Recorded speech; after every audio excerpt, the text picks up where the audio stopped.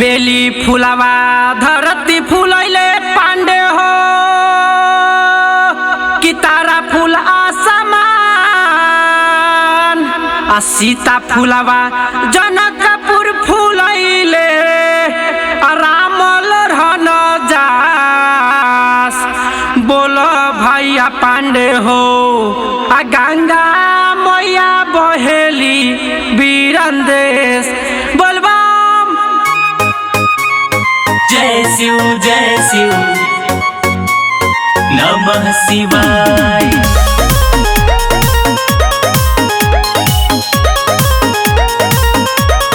हमारा जगवा में आई हो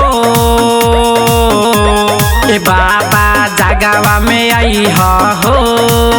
मैया पार्वती के संगवा हमारा जगवा में आई हो मैया पार्वती के संगवा हमारा जगवा में आई हो।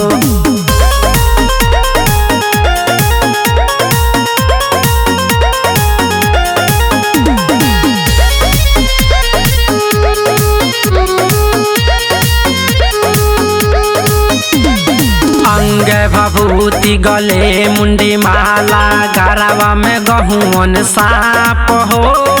अंग भभूति गले मुंडी माला गरवा में गहुवन साप हो इहे सब हौवे संहतिया इहे सब हौवे संहतिया बसहा कोई के सवार बाबा जगवा में आई हो मैया पार्वती के संगवा हमारा जगवा में आई हो। जय शिव नमः शिवाय।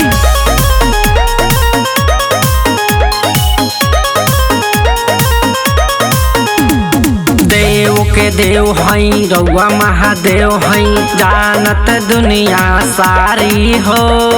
देव के देव हई रउआ महादेव हई जानत दुनिया सारी हो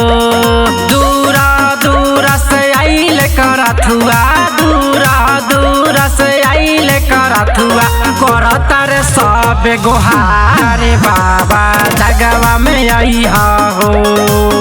मैया पार्वती के संगवा हमारा जगवा में आई हो।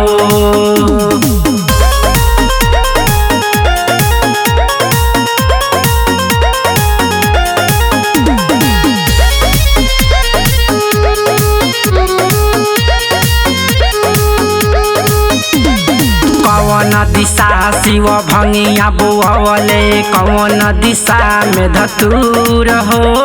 उत्तर दिशा शिव भंगिया बुअवले दक्षिण दिशा में धतूर हो डी के दीपेंद्र हमारा ही मुना डी के दीपेंद्र हमारा ही मुना करता रे राउर गुनागान बाबा जगवा में आई हो मैया पार्वती के संगवा हमारा जगवा में आई हो हमारा जगवा में आई हो ए बाबा जगवा में आई हो मैया पार्वती के संगवा हमारा जगवा में आई हो मैया पार्वती के संगवा हमारा जगवा में आई हो।